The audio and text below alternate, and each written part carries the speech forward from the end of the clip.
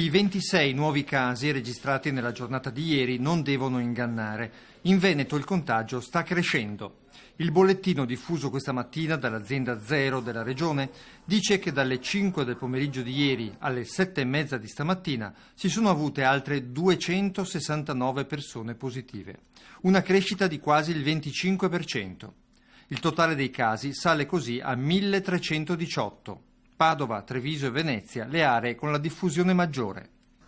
Le persone ricoverate in ospedale sono 308 in area non critica, ovvero nei reparti di malattie infettive. Sono 83 invece quelle in terapia intensiva, 2 in più rispetto alla rilevazione precedente.